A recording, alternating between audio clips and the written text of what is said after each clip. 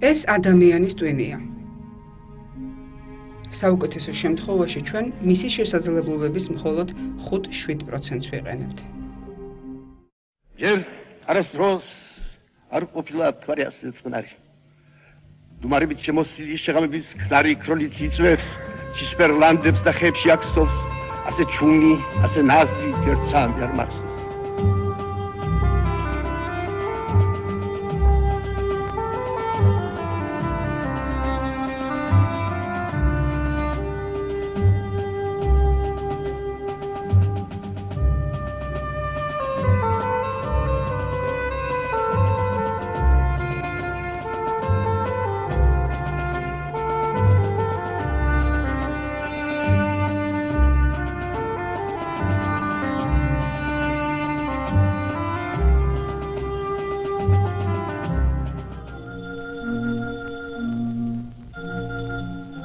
ეს ადამიანის ტვინის ნაყოფია.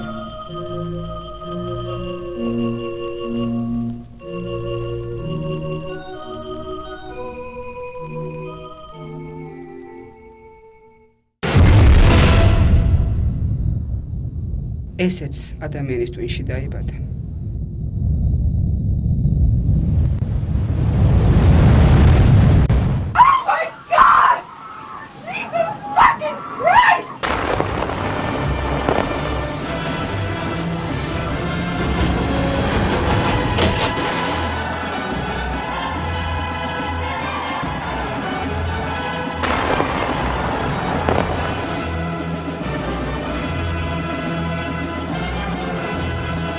ეს კი ადამიანის ტვინში შედის და სამუდამოდ იგრჩება.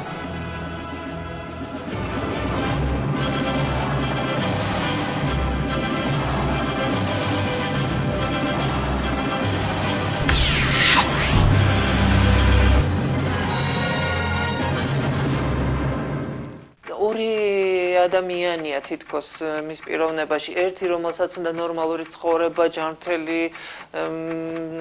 ჯანმრთელი ყოფა, უნდა ესე იგი ვთქვათ ჯანსაღი ურთიერთობები ოჯახთან, ახლობლებთან, არ უნდა ეს პოლიცია, არ უნდა ჯარიმების ხდა და ასე შემდეგ. და რომელიც ცდილობს რა ამ გზაზე გადაიყვანოს ის მეორე, მაგრამ აი ეს მეორე პიროვნებაც ასე ვთქვათ, რომელიც ამავე ადამიანის ნაწილია, ხო, გამუდმებით უბიძგებს ნარკოტიკისკენ და ეს ძალიან ძნელია, როგორც ესე არ ვიტყოდი, მაგრამ ძალიან ხშირად აი ეს მეორე, რომელსაც ნარკოტიკი უყვარს და უნდა, ის იმარჯვებს ხოლმე.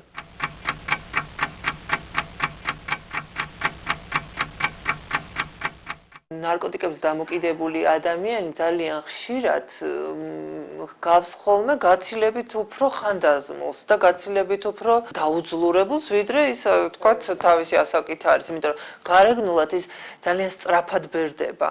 როგორც წესი, ზიანდება კანი, უზიანდებათ კბილები, როგორც წესი იწვევს ხოლმე ძალიან სწრაფად კარიესებს დაშლას, იწვევს სისხლძარღვების დაზიანებებს, აი თრომბოფლებიდებს რო ეძახიან ხო, აი ვენების ანთებებს. ძალიან დიდი პრობლემა არის, რა თქმა უნდა, საჭმლის მომნელებელი სისტემიდან პირველ რიგში ღვიძლი.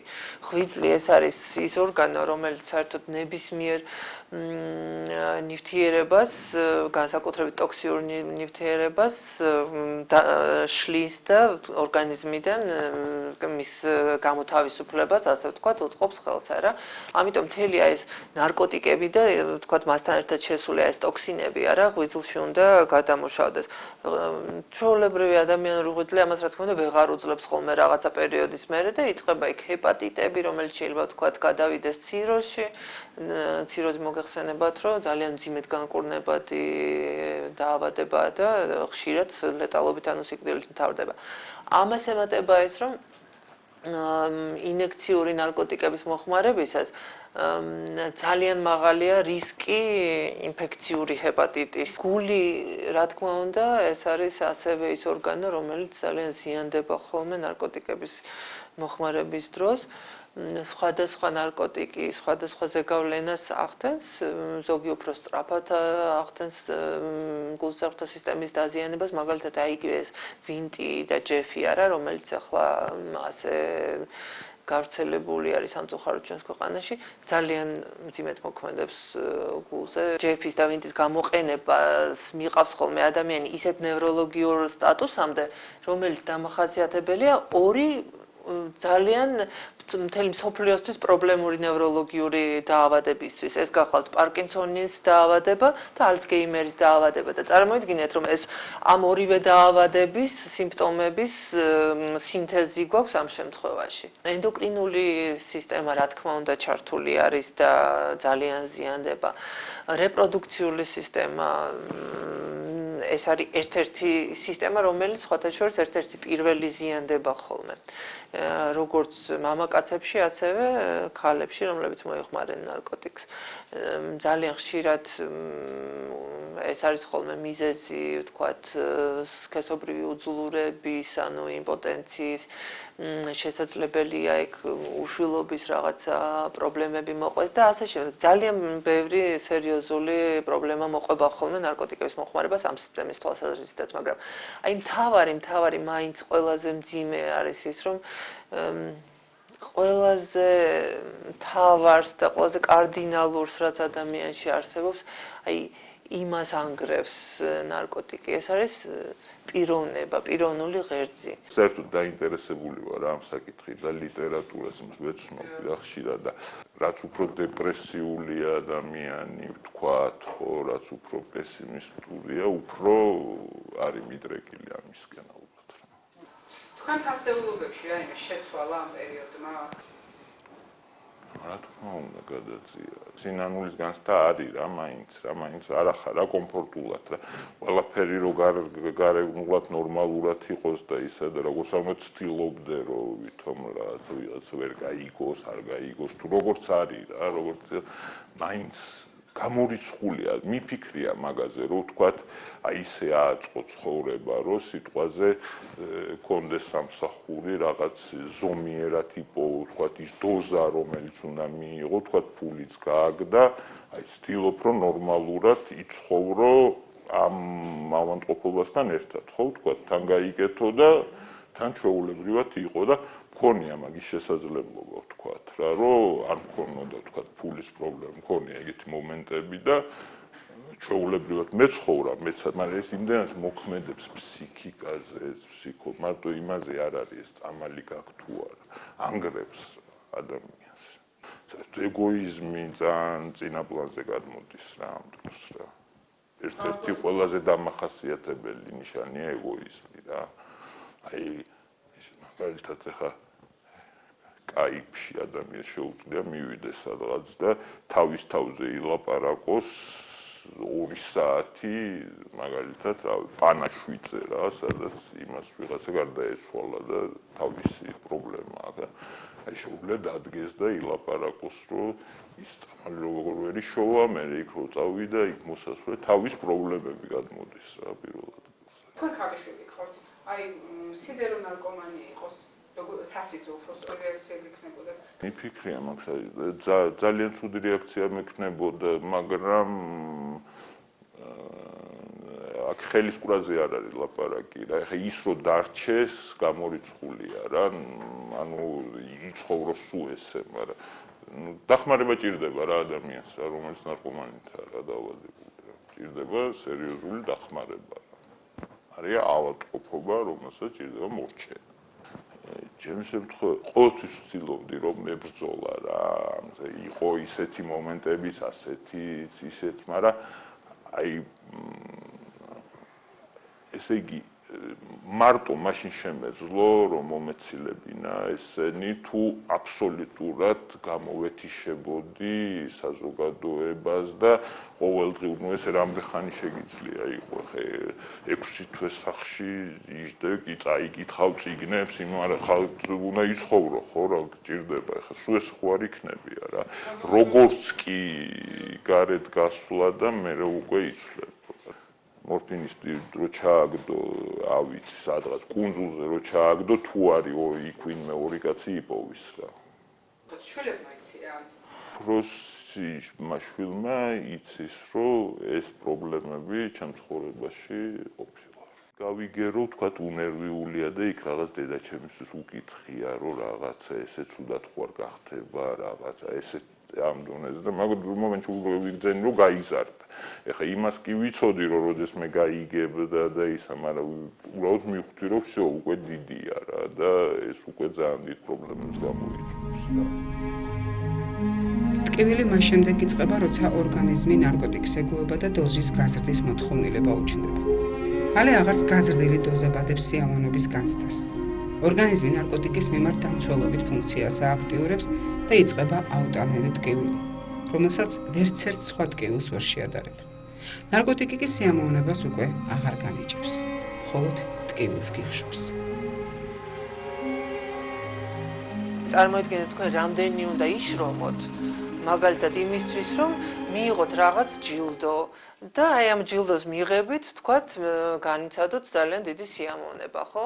ამას შეიძლება წლები დასჭირდეს და ძალიან ბევრი შრომა. აი ზოგჯერ ნარკოტიკის საშუალებით ეს სრულიად დაუმსახურებლად შეიძლება განიცადოს ადამიანმა აი მსგავსი რაღაცა სასიამოვნო მდგომარეობა. ამაში არის სწორედ ნარკოტიკის ხიბლი, რომელიც მერე რა თქმა უნდა როგორც ყველაფერი რაც მოდის ასე ვთქვათ უწესო გზით და დაუმსახურებლად მერე შებრუნდება რა თქმა უნდა ამ ადამიანის საწინააღმდეგოდ და ნებისმიერი სტაჟიანი დამოკიდებული ადამიანი თქვენ ამას დაგიდასტურებთ რომ უკვე რაღაცა წლების მერე ისინი აღარ იკეთებენ ნარკოტიკებს სიამოვნებისთვის, იმიტომ რომ აი ამ სიამოვნებას ვეღარ აღწევენ. აღარ შეუძლია მათ ორგანიზმს სიამოვნების განცდის გამომუშავება, ასე ვთქვათ. ისინი ნარკოტიკს უკვე იღებენ იმისთვის, რომ იყვნენ ნორმალურ მდგომარეობაში, მეტნაკლებად ნორმალურში, ანუ აი შეინარჩუნონ რაღაცა ფიზიკური აქტივობა ჰქონდეთ ელემენტარული, ვთქვათ, ხო, ტკივილი არ ჰქონდეთ, ცოტა მაინც აი ხალისი ჰქონდეთ იმისთვის, რომ რაღაცა გააკეთონ, თუნდაც იგივე რომ ნარკოტიკი მოიპოვონ კლავ, რომ აი შემდგომი რამდენიმე საათში რომ ისევ ცუდად გახდება, აი ის რომ ჩაახშოს, რომ ფული იშოვოს თქვათ ამ ნარკოტიკისთვის და ასე შემდეგ. ანუ ეს ორგანიზმი რაღაცნაირად ეწინააღმდეგება აი ამ ხელოვნურ მას ექსპანსიას, აი ამ სიამოვნების ჰორმონებით, ასე ვთქვათ. და ლომკაც ეგრეთ წოდებული სწორედ ამის შედეგი. სახსრების ტკივილი, მტვრევის შეგრძნება, კანკალი, ოფლიანობა, დიარეა. სიმძიმის მიუხედავად ამ სიმპტომების მოხსნა მკურნალობის პროცესში დეტოქსიკაციის შედეგად მაქსიმუმ 2-3 კვირაშია შესაძლებელი. თუმცა ყველაფერი ასე იოლად არ სრულდება. აბსტინენცია ანუ ლომკა ქრება და ნარკოტიკის მიღების მიზეზი თითქოს აღარც უნდა არსებობდეს. მაგრამ სწორედ აქ ვლინდება ნარკომანიის მთავარი საფრთხე ფსიქოლოგიური დამოკიდებულება. ადამიანის სხეულს ამ დროს ნარკოტიკი აღარ სჭირდება. მას უკვე აღარ აქვს აუტანელი ტკივილები, რაც იმას ნიშნავს, რომ მკურნალობის შედეგად ფიზიკური დამოკიდებულება მოიხსნა. თუმცა წამლისადმი დაუძლეველი მტოლვა ტვინში მაინც რჩება და ზოგჯერ სამუდამოდაც. ფსიქოლოგიური დამოკიდებულება რომ არა, ნარკომანია არც არასდროს გადაიქცეოდა ასეთ საშიშ სოციალურ დაავადებად. ჩვენ გარკვეული ხანგრძლივი დროის განმავლობაში ვიყენებთ აი ჩამანაცვლებელ პრეპარატს, სპეციალურად შერჩეულ პრეპარატებს, კონკრეტულად ჩვენს ინსტიტუტში გამოიყენება მეთადონი. იმისთვის რომ მოხდეს ადამიანების ფიზიკური და ფსიქიკური მდგომარეობის სტაბილიზირება, მათი აი დაბრუნება რაღაცა უფრო სოციუმისკენ. მერე უკვე რა თქმა უნდა აი ამ მეთოდის მიზანიც გახლავთ ის, რომ საბოლოოდ აი ამ ჩვენს ჩამანაცვლებელ ნარკოტიკსაც თავი დაანებოს. მაგრამ აი ერთ-ერთი ძირითადი მიმართულება, რომელიც ინსტიტუტში მოქმედებს, ეს გახლავთ ის, რომ უბრალოდ ვუტარებთ ადამიანებს დეტოქსიკაციას ნარკოტიკების გარეშე. ანუ გამოყვავს ეგრეთ წოდებული აღკვეთის სინდრომიდან, რასაც ხალხში ლომკას უწოდებენ. შემდგომ უკვე ვრთავთ ფსიქოლოგიურ რეაბილიტაციის სისტემაში. რეალურად მკურნალობა აი ამ წამალდამოკიდებულების სწორედ მერე იწყება. როცა ჩვენ აი ამ აღკვეთის მდგომარეობას მოვაშორებთ. აი მერე იწყება უკვე მუშაობა თვითონ დამოკიდებულებაზე, იმიტომ რომ ფიზიკური დამოკიდებულების მოხსნა არის ადვილი, ამისთვის არსებობს უამრავი მედიკამენტი და გაცილებით უფრო რთული არის ფსიქოლოგიური დამოკიდებულების მოხსნა. სწორედ ამიტომ განეკუთვნება ნარკომანია მძიმე ფსიქოფიზიკურ დაავადებათა რიცხვს. ნარკომანთა დიდი ნაწილი ცდილობს თავი დააღწიოს მას, თუმცა მთელი თავისი ფიზიკური თუ ფსიქოლოგიური ენერგიის დაძაბვის ხარჯზეც კი ამას იშვიათად ახერხებს. ჩვენმა რესპონდენტმა ნარკოტიკი 16 წლის ასაკში გასინჯა. რეგულარული მოხმარება კი 22-23 წლისამ დაიწყო. დღეს იგი მეთადონის პროგრამაშია და ამ სენთან გამკლავებას პროფესიონალთა დახმარებით ცდილობს. ამ კონკრეტულ შემთხვევაში გადამწყვეტი როლი ალბათ მისმა ინტელექტუალურმა და სულიერმა კაპიტალმა ითამაშა. შესაბამისად, მათი დაბრუნება ძველფასეულობებთან შეუძლებელია. იმ უბრალო მიზეზის გამო, რომ ამგვარი რამ ნარკოტიკის პირველად მოხმარებისას მოზარდს ჯერ კიდევ არ გააჩნდა.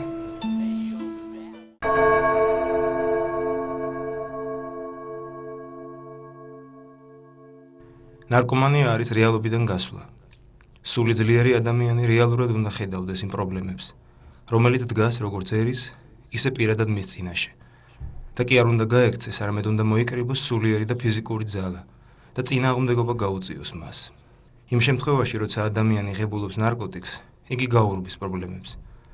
ამასთან ოჯახი კარგავს თავის წევრს და არა მარტო ოჯახი, მთელი სახელმწიფო კარგავს პიროვნებას. რადგან ის აღარ არის სრულყოფილი წევრი ჩვენი საზოგადოებისა. უპირველეს ყოვლისა ადამიანს უნდა გქონდეს სურვილი გათავისუფლებისა. ადამიანს უნდა გქონდეს იმედი, რომ ის აუცილებლად გაიმარჯვებს. რა თქმა უნდა, სარწმუნოება, ეკლესიაც ყველაფრით შეუწყობს ხელს და დაგვიბრუნდებიან ჩვენი შვილები.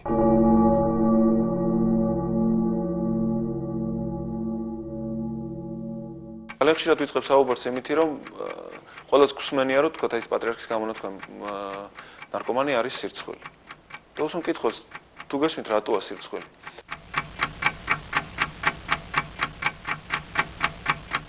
ჯგუფი არის, რომლებიც მოდიან პერიოდულად ამ შეხვედრებზე და მართალია არასრულები ხოლმე ყოველთვის ეს დამოკიდებულება მაქვს, რომ რაღაც დავავალო.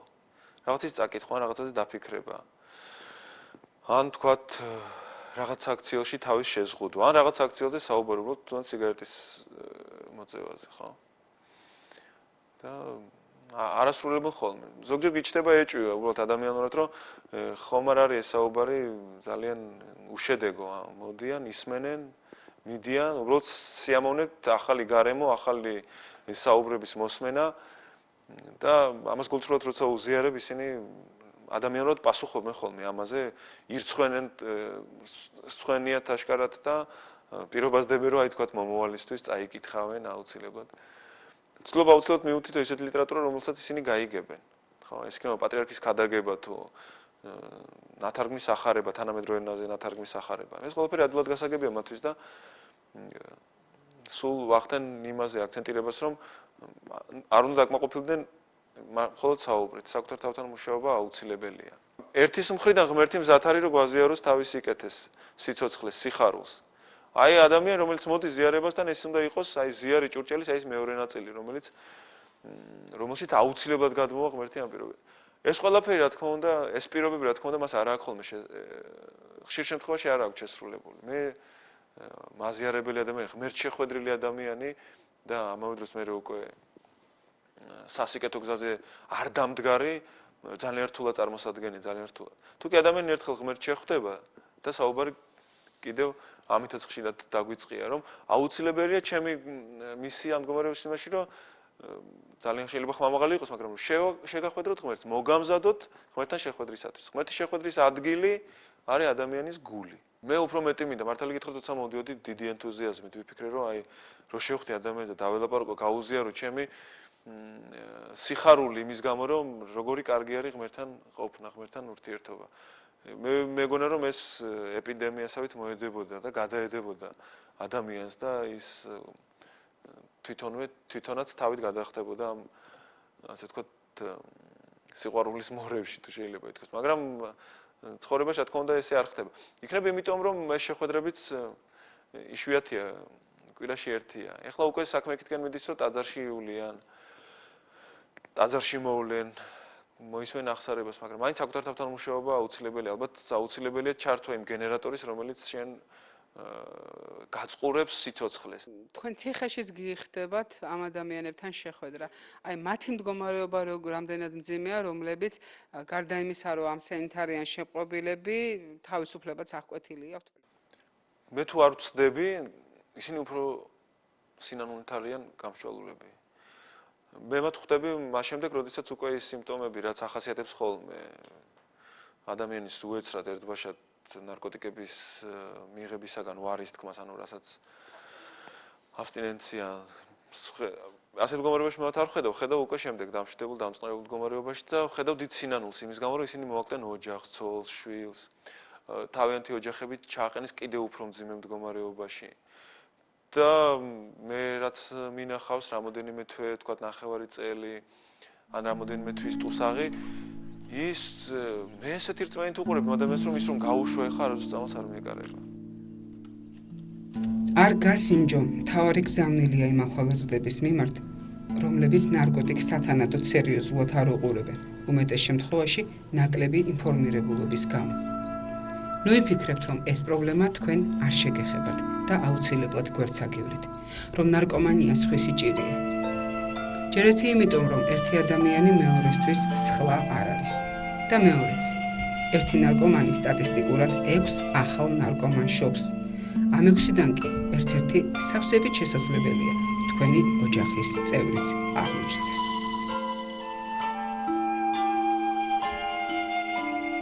ძალიან უცებ ხდება ინტერესის შეცვლა. თუ სპორტზე დადის და ისე თუ ეს ამბავი დაიწყო, იმ სპორტს აუცილებლად გააცდენს და აუცილებლად ვერ წავა და აუცილებლად ვერ ისწავლის და ვერ გააკეთებს თავის საქმეს და ძალიან ბევრი ისეთი ხალხი გამოჩნდება, ვინც ატრიალებდა მის გარშემო, ხშირი კონტაქტი იქნება, ვთქვათ, ის ტელეფონით იქნება თუ ძალიან ადვილი მისახვედრია, თან ახლა ბავშვი ისე ვერ მალავს რა, როგორც უფროსი რა. მე ვთვლი, რომ აი ძალიან სერიოზულად ამ ქვეყანაში არის ეს პრობლემა მისახედი რა.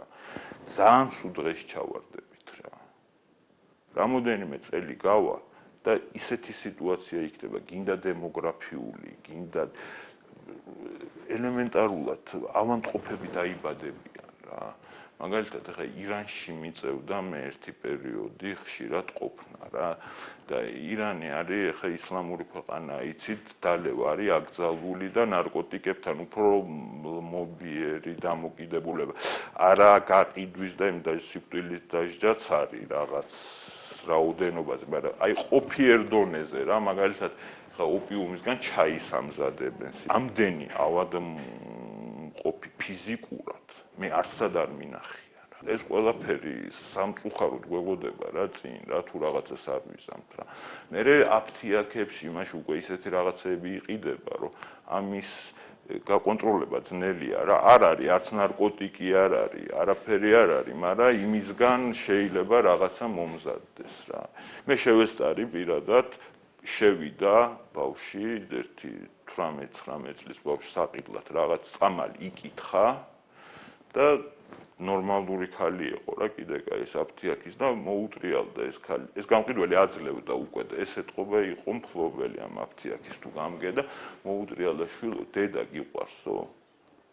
და ამბობს შერცხვადო და აღარ იყიდა და მოტრიალდა და წავიდა რა. მე ვთვლი, რომ თვითონ ის ხალხი, ვისაც გამოცდილება აქვს და ნარკოტიკებთან ურთიერთობა ქონია, ისინიც უნდა ჩაერიონ რა. ჩვენთან ეს პოლიციის საკითხიცაა, ვთქვათ, რა შეიძლება ძალიანაც გინდოდეს კაცს, რომ რაღაც მიიღო მონაწილეობა, მაგრამ გამოჩნდები და გახვალ კარებში აქედან და იმას რა გვედა გხვდება კარებთან რა. ევროპაში და ამერიკაში არის ესეთი სისტემა რა, საერთოდ ამ წამლიშვე სპონსორებს ეძახიან რა, როგორი რაღაცა იცი, რომ მიდის ადამიანი გადასაგდებად, იქ ხვდება კაცი, რომელმაც თქვათ უკვე 5 წელია აღარ იკეთებს და იმას უნიშნავენ სპონსორს ეძახიან მუდმივ კონტაქტზეა იმასთან რა, თუ რამე გაუჭირდება ან რაღაც იმას უნდა დაურეკოს, ის მოვა, მიხედავს რა, იმიტომ რომ ვისაც გამოცდილება აქვს, ის უფრო გაუგებს რა. ეხლა ადამიანი, რომელსაც არ ქონია ამასთან შეხება, ვერ გაუგებს რა იმას, ვისაც ქონდა რა შეხება.